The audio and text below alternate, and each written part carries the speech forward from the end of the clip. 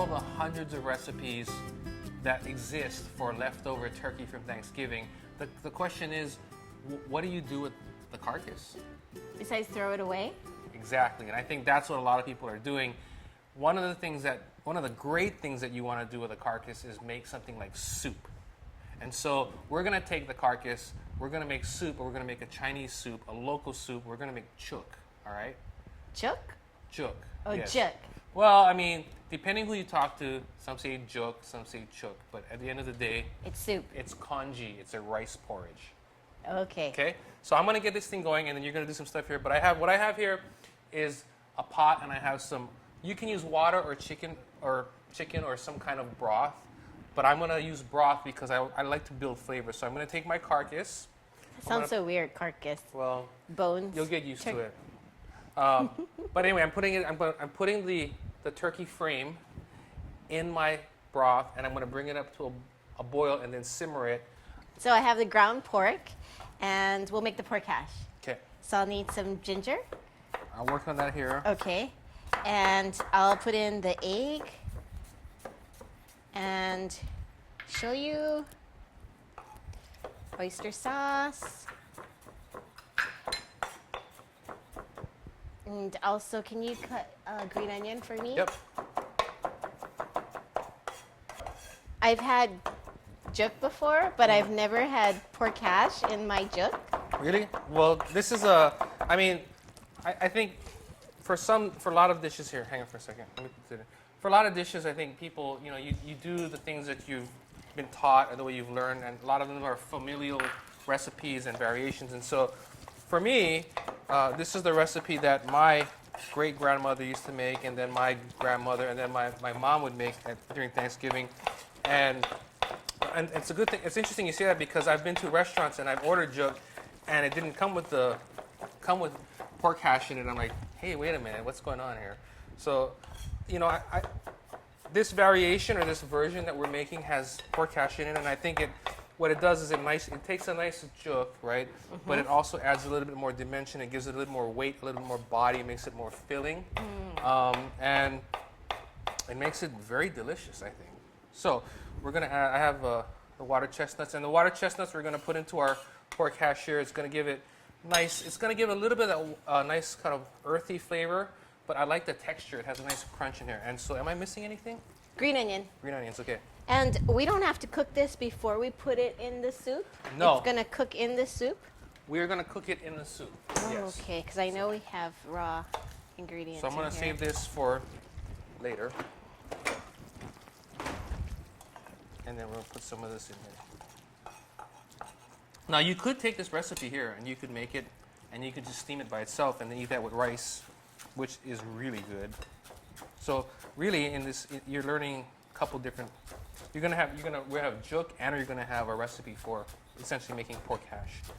Now, if you wanted to take the pork hash too, you could take it, and then you could put chopped shrimp in there. You can kind of dress it up. Like when you're gonna steam it, like I'll steam it, and I'll put a fermented duck egg in the center while it's steaming, so that I have a nice egg in the center that's cooked when it's ready to go. So, I mean, this is a really good base recipe, and one that you can do and take license with. And it looks a little bit wet. Is that the consistency you want? It is the consistency I want. Now, if you want it to be drier, the reason that we added the egg is because it's going to help bind everything together.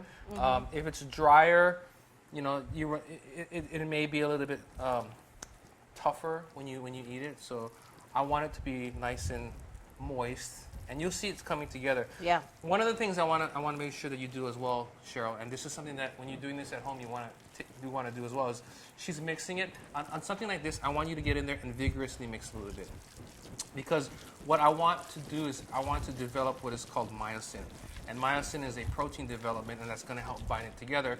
And as she's noticing now, she was loose before because she was just kind of like the eggs were just sort of in there. Now she's really incorporating, and it's getting sticky, right? Mm-hmm. And so that stickiness is the development of the myosin, which is going to help make a nice formed meat or pork hash ball in the soup.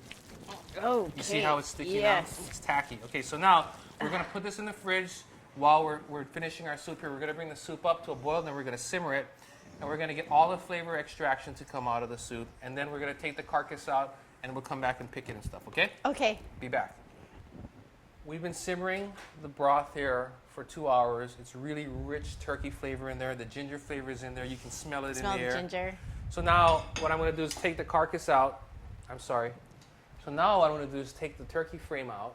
And we're going to put it on a plate here. And we're going to let it cool off so that, cool enough so that Cheryl can take all the meat off of the frame here. And we're going to let that sit here. Now, the next part is rice. I have raw rice that we're going to add into the broth here. And that rice is going to cook all the way through. They start to break down, and that's what's going to thicken the soup. Now, this recipe calls for raw rice. Some people at home will take leftover cooked rice and throw it inside. So you can go either way, but just adjust to what works for you. So if the rice is cooked, you can still throw it in and follow the same directions? Yeah, you can. What happens is it'll take a little bit more cooked rice, though, because the rice has already absorbed liquid. Because I'm using raw rice, I use less because it's going to absorb all the liquid and then have to break down. Now, the reason I add the raw rice instead of the cooked rice is also because cooked rice has water in it already, which will dilute the flavor. But by adding raw rice into a flavored broth, I don't change the ratio of flavor in the broth already. That makes sense? Yeah. So we'll be back, and then we're going to have a thickened broth, and we'll add chicken, and then we're going to add the meatballs, or the pork hash. Okay? We'll see you in a bit. So we have our rice that has now thickened, and it's starting to break down and thicken the soup. So we're looking wonderful here, and it's just a very light simmer. And one thing I want to note is when it gets to this point, you want to be there and you want to stir often because you don't want the rice to come to the bottom and stick and it will scorch. Okay, so you have to be attentive at this point with the soup. Okay, now what we're going to do is this is now nice and cool, and I want you to take the pieces of meat off and shred them into small pieces. Okay. And I have our pork hash here, and I'm going to make small, tiny little balls, and we're going to start dropping them into the soup here. And the soup, I have it very gently moving. I don't want to have it rapidly boiling because if it's rapidly boiling, it will break up my little meatballs here.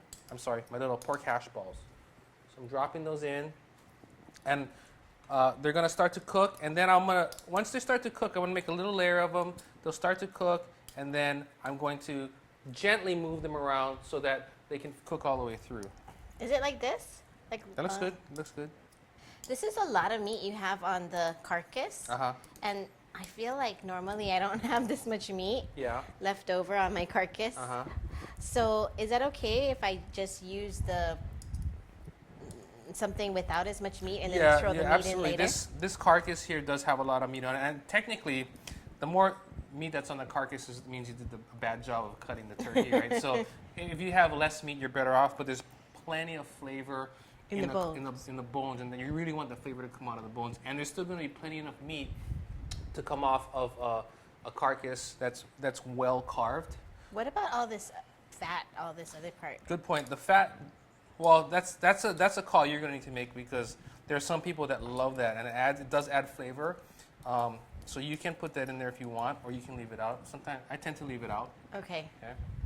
So what's going to happen now is I have my hash balls that are in there. We're going to let them cook through, and you're going to finish picking this, right? Okay. We're going to combine everything together, and when we come back, we'll have finished jook, and we're going to garnish it, and then we get to see the fruits of our labor. Okay. Right? So we are at the part that I always look forward to the most. It's getting to eat the finished product. So we have our jook here, our jook that we've cooked, and it's nicely thickened. You can see the pork hash in here. You can see pieces of turkey in here. Can you do this with chicken? That's a really great question, and you can totally do this with chicken.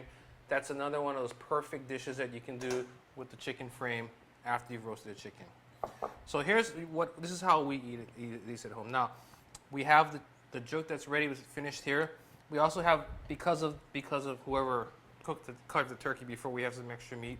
So I'm going to put a little bit on top here because we want to make this a real nice, savory and hearty and satisfying jook. So I put some turkey here. I have Chinese parsley. We're gonna add some in the center here. I have green onions here. Put some here. And this is what we, again, this is, now what I'm gonna do is what I grew up, this is how we did it when we grew up, and I'm gonna do this here now, but I have, these are Manoa lettuce leaves. And if you don't have Manoa lettuce, you can use butter leaf or you can use green leaf. But butter you lettuce. should use lettuce. Yes. And I'm gonna just take some of it. I've never seen this before. And I'm gonna just, so any kind of lettuce, like romaine? you want a mild lettuce, a mild tender lettuce. Romaine you could use if you had to, but when you think of green leaf or you think about Manoa, they're very tender and very sort of gentle. So then I take some of that and we put some of that here as well for garnish. And why do you like this lettuce on top? Well, I think it adds, it gives you, another dimension of texture, but also it also adds as a refresher because it sort of has there's water in it, right? And so it just kind of you have it could be a potentially heavy soup, but it helps lighten the dish a little bit. Oh. And then we always have to put a little bit of shoyu in there, so I'll put a couple of drops in there. And this is our basically a great, wonderful dish that we have made from leftovers. So I'll give you the shinier spoon. And you know what I like is hot mustard. Ooh, that's a good one too. Yeah. So you can mix the Make hot some, mustard. like English dry mustard or Chinese mustard with shoyu to give you some heat. But this is the soup here, and I just you're gonna stir some of that in, and I think we need to. I want to know what you think about the lettuce thing,